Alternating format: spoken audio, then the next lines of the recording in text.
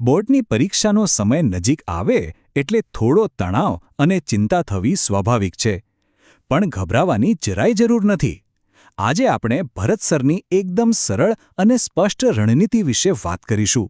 આ એવી રીત છે જે પરીક્ષા પહેલાં અને પરીક્ષા દરમિયાન શાંત અને આત્મવિશ્વાસુ રહેવામાં મદદ કરશે.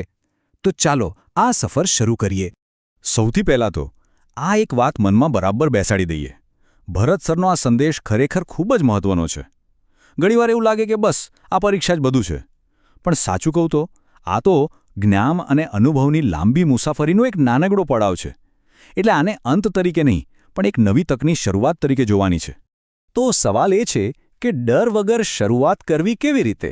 જવાબ બહુ સિમ્પલ છે. સારી તૈયારી અને મજબૂત આત્મવિશ્વાસથી.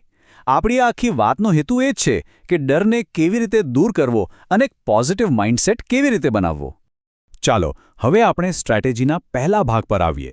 પરીક્ષાના દિવસે તો જે કરવાનું છે એ છે, પણ એના બરાબર પહેલાં શું કરવું જોઈએ? એ નાની નાની બાબતો જે ખરેખર મોટો ફરક પાડી શકે છે. ચાલો એને સમજીએ.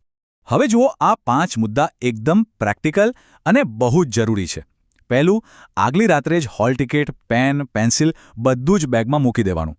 બીજું, અને આ સૌથી જરૂરી છે, પૂરતી ઊંઘ લો. શાંત મગજ માટે આરામ બહુ જ જરૂરી છે. ત્રીજું, સવારે હળવો નાસ્તો કરીને જ નીકળો.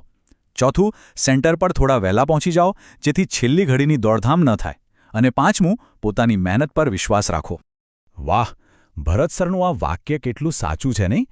ગમે તેવી મોંઘી પેન હોય, પણ જો લખતી વખતે હાથમાં આત્મવિશ્વાસ ન હોય તો બધું નકામું. આત્મવિશ્વાસ જ એ તાકાત છે જે આપણા જ્ઞાનને કાગળ પર સુંદર રીતે ઉતારવામાં મદદ કરે છે. આ શારીરિક તૈયારીથી માનસિક તૈયારી તરફ લઈ જતો એક પુલ છે.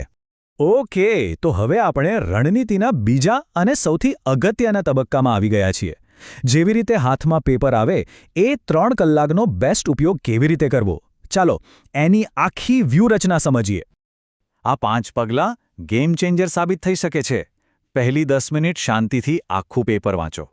પછી માર્ક્સ પ્રમાણે ટાઈમ મેનેજ કરો.